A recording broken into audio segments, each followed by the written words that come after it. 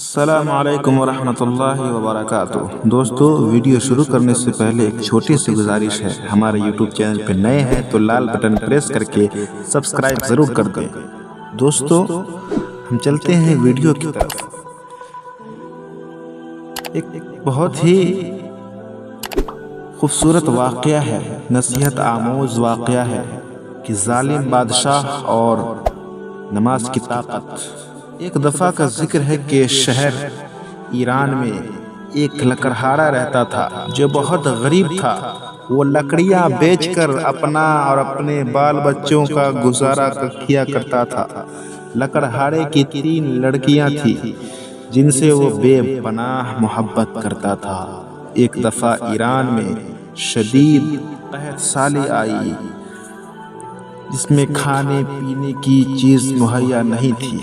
قحط سالی آ گئی، سب کچھ مال برباد ہو گیا، کھیتی تباہ و برباد ہو گئے، پانی سوکھ گیا۔ قحط سالی آئی جس سے لکڑہارا اور اس کی بیوی موت کا نشانہ بنے۔ اسی قحط سالی کے دور میں میاں بیوی انتقال کر گئے، جبکہ لکڑہارے کی 3 لڑکیاں بے بسی اور لاچاری کا شکار تھیں۔ شدید بھوک کی وجہ سے 3 بہنیں ہاتھ پھیلانے پر مجبور ہو گئی۔ ایک دن مصر کا بادشاہ ایران کے دورے پر آیا۔ 3 لڑکیوں کی حالت زار مصر کے بادشاہ کے کان میں پڑی۔ 3 لڑکیوں کی بھوکمری اور اس کی بے بسی کی جانکاری مصر کے بادشاہ کے کان میں پڑی۔ بادشاہ بہت ظالم تھا، بہت ہی ظالم و جابر تھا۔ اس نے اپنی جیب سے بھاری رقم نکال کر 2 لڑکیوں کو دی اور تیسری لڑکی کو لے کر مصر کے لیے روانہ ہوا۔ باقی دونوں کچھ نہ کر سکے۔ محل پہنچتے ہی بادشاہ نے لڑکی کو لے کر ایک کمرے میں قید کر لیا۔ بادشاہ لڑکی پر بہت ظلم کرتا تھا، بہت مارتا تھا، پیٹتا تھا اور اس سے ہر کام کرواتا تھا۔ لڑکی بادشاہ کے ہر کام کرتی اور کام ختم کرنے کے بعد نماز کے لیے چلی جاتی۔ ہر نماز کے بعد خدا سے، اللہ رب العالمین سے دعا کرتی کہ اس ظالم بادشاہ سے اسے نجات مل جائے، اسے چھٹکارا مل جائے۔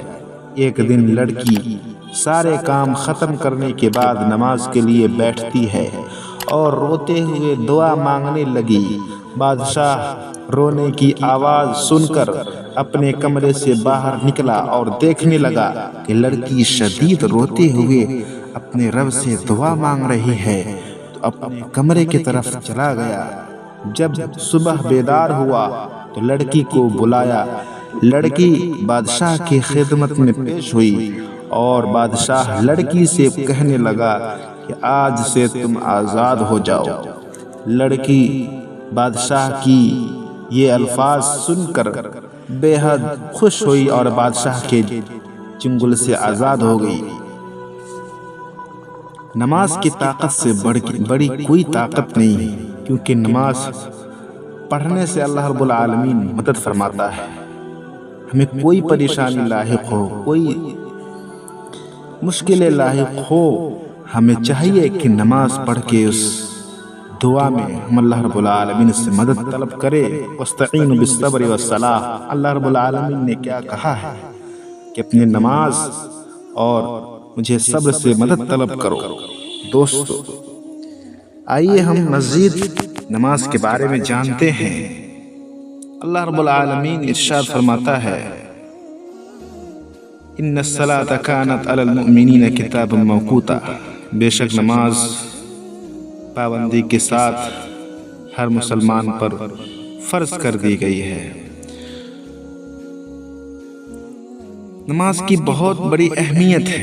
رسول اللہ صلی اللہ علیہ وسلم نے فرمایا، بنی الاسلام علی 5 شہادت اللہ الہ الا اللہ وان محمد عبدہ ورسولہ واقام الصلاۃ وایتاء الزکاۃ وحج البیت وصوم رمضان۔ یعنی اسلام کی بنیاد 5 ستونوں پر رکھی گئی ہے، اسلام کی بنیاد، اسلام کی جو پیلر ہے، آج ہم گھر بناتے ہیں تو ہم پیلر دیتے ہیں، بہت ہی مضبوط پیلر دیتے ہیں تاکہ ہمارے گھر جو ہے زلزلے میں نہ گرے، طوفانوں میں نہ گرے۔ ہم مضبوط پیلر بناتے ہیں، ستون بناتے ہیں، لیکن اسی طریقے سے یہ ستون نماز اسلام کی 5 ہے۔ پہلا ہے کہ اشہد ان لا الہ الا اللہ، اس بات کی گواہی دینا کہ اللہ رب العالمین ہی سچا معبود ہے، اس کے علاوہ کوئی دوسرا عبادت کے لائق نہیں، اور یقیناً محمد صلی اللہ علیہ وسلم اللہ کے بندے اور رسول ہیں۔ دوسرا ہے نماز قائم کرنا، تیسرا ہے زکوٰۃ دینا، چوتھا حج کرنا، پانچواں رمضان کے روزے رکھنا۔ اس حدیث میں استعارہ کے طور پر اسلام کو ایک ایسے مکان سے تشبیہ دی گئی ہے جو 5 ستونوں پر قائم ہے۔ لہذا میں نے آپ لوگوں کے سامنے پیش کیا کہ جب ہم مکان بناتے ہیں تو ستون تو بہت ہی مضبوط بناتے ہیں تاکہ ہمارا گھر کھڑا رہے، گرے نہیں۔ اسی طریقے سے اسلام کی یہ 5 ستونیں ہیں، جب تک یہ ستون رہے گی اسلام کھڑا رہے گا۔ تو ہمیں چاہیے کہ ان 5 ستونوں پہ عمل کریں۔ رسول اللہ صلی اللہ علیہ وسلم نے فرمایا، تم لوگ گناہوں کی آگ میں جلتے رہتے ہو، پھر جب تم فجر کی نماز پڑھ لی، اس نماز نے گناہوں کی آگ کو بجھا دیا، پھر اس کے بعد گناہ کر کے گناہوں کی آگ میں جلتے رہتے ہو، جب ظہر کی نماز پڑھتے ہو تو اس نماز نے گناہ کی آگ کو بجھا دیا، پھر ظہر سے عصر تک بھی گناہ کرتے ہو اور اسی آگ میں جلتے رہتے ہو۔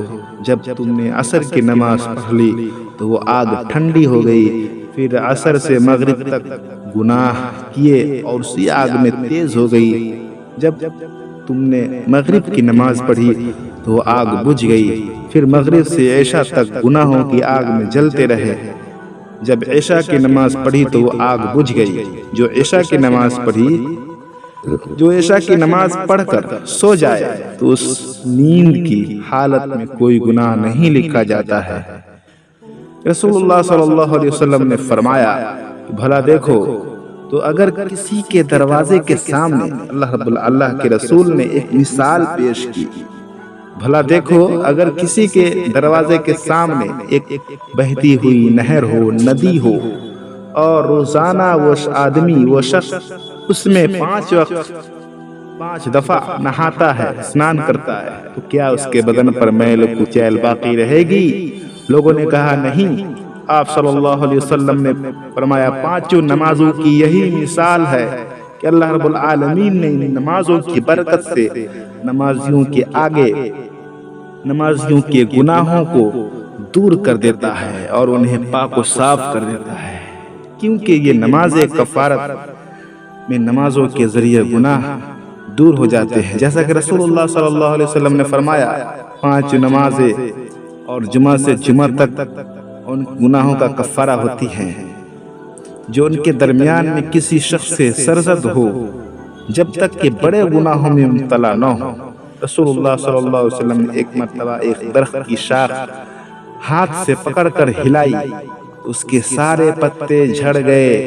رسول اللہ صلی اللہ علیہ وسلم نے فرمایا، کیا فرمایا کہ مسلمان جب اچھا وضو کر کے 5 نمازیں پڑھ لیتا ہے تو اس کے سارے گناہ اس طرح جھڑ جاتے ہیں جس طرح اس درخت کے پتے جھڑ جاتے ہیں۔ اللہ رب العالمین نے فرمایا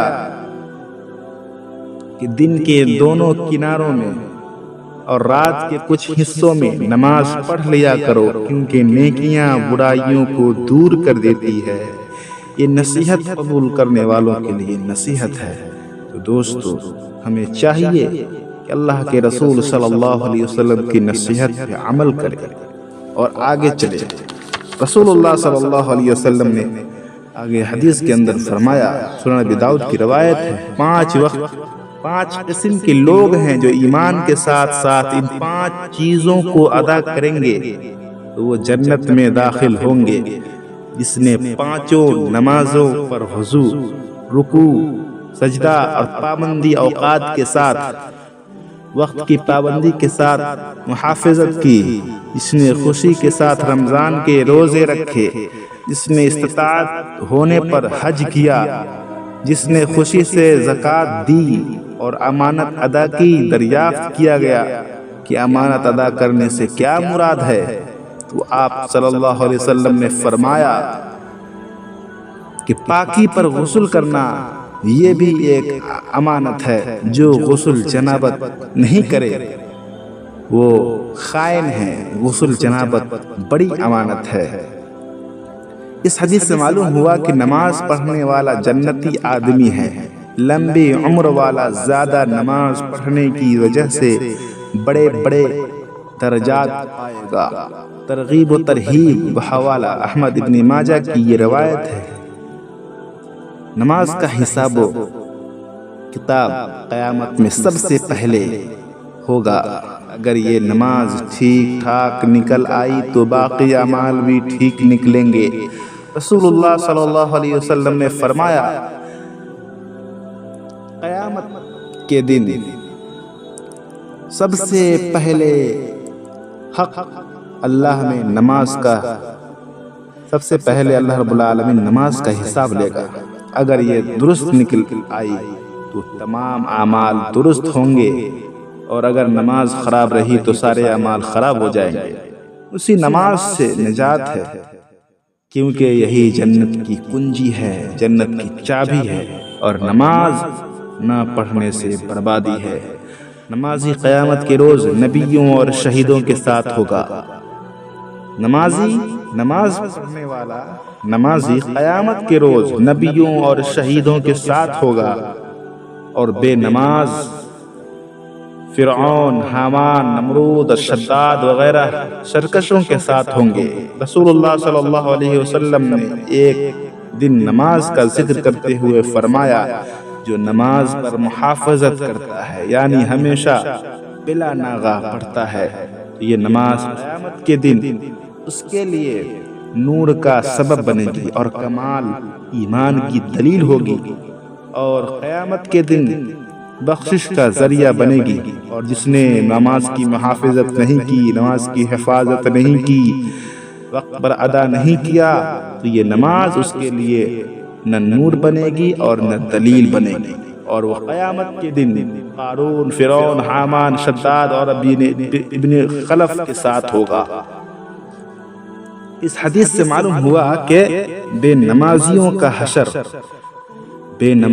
کا حشر قیامت کے دن قارون، فرعون، حامان، شداد، بڑے بڑے اللہ رب العالمین کے جو دشمن ہیں، فرعون جو خدائی کا دعویٰ کیا تھا، ایسے لوگوں کے ساتھ ہمارا حشر ہوگا۔ تو ہمیں چاہیے کہ ہم نماز پابندی کے ساتھ، اللہ رب العالمین کے فرامین کے ساتھ ہم ادا کرے، اللہ رب العالمین کے فرامین کو مانے، نبی اکرم صلی اللہ علیہ وسلم کے فرامین پہ عمل کرے، تب ہمارا حشر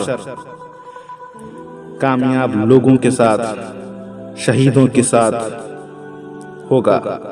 اور یہ مانی ہوئی بات ہے کہ فرعون اور قارون جہنم میں جائیں گے،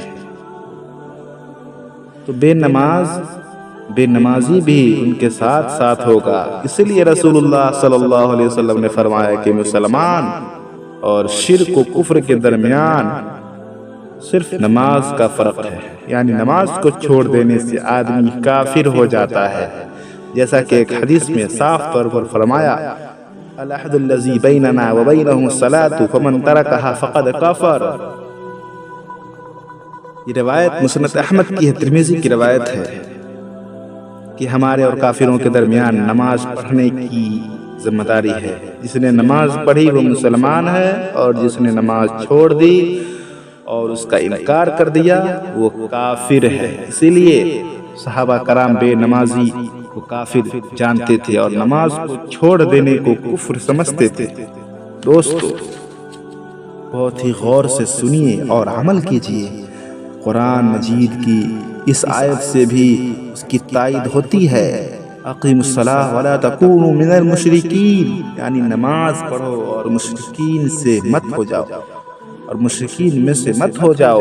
یہ امیر غریب سب کے لیے ہے، اور امیروں کے لیے حج اور زکوٰۃ بھی ہے۔ نماز کی قرآن اور احادیث میں بڑی اہمیت بیان کی گئی ہے۔ قرآن مجید میں تقریباً 80 جگہوں میں اقیم الصلاۃ یعنی نماز قائم کرو کا لفظ آیا ہے، یعنی نماز کو اطمینان سے پڑھا کرو، جلدی جلدی مت پڑھو۔ اور بہت سی حدیثوں میں اس سلسلہ میں آئی ہے کہ اگر ان سب کو بیان کیا جائے تو مضمون بہت لمبا ہو جائے گا۔ تو دوستو، ہمیں چاہیے کہ نماز کو تعدیل ارکان اور نہایت ہی خشوع اور خضوع سے پڑھتے رہنا چاہیے، اور ایسے ہی لوگ کامیاب ہونے والے ہیں۔ اللہ رب العالمین فرماتا ہے قد افلح المؤمنون الذین هم فی صلاتهم خاشعون، بے شک ان ایمانداروں نے نجات حاصل کر لی، کامیابی حاصل کر لی، جو اپنی نماز میں خشوع اختیار کرتے ہیں، یعنی اپنی نمازوں میں اللہ کا خوف رکھتے ہیں اور سکون کے ساتھ نماز ادا کرتے ہیں۔ ان کا دل و دماغ اللہ کی طرف متوجہ رہتا ہے، یعنی ادھر ادھر نہیں دیکھتے، صرف سجدہ کی جگہ نظر لگائے رہتے ہیں اور دل میں ادھر ادھر کا خیال نہیں لاتے ہیں۔ حساب و کتاب دکاندار کیسے چلے گا، کیسے کیا ہوگا، یہ حساب و کتاب نہیں لاتے ہیں، پورے خشوع اور خضوع کے ساتھ نماز ادا کرتے ہیں۔ دوستو، آخر میں اللہ رب العالمین سے دعا ہے کہ ہمیں نیک سمجھ دے اور عمل کرنے کی توفیق عطا فرمائے۔ اور دوستو، گزارش ہے اسی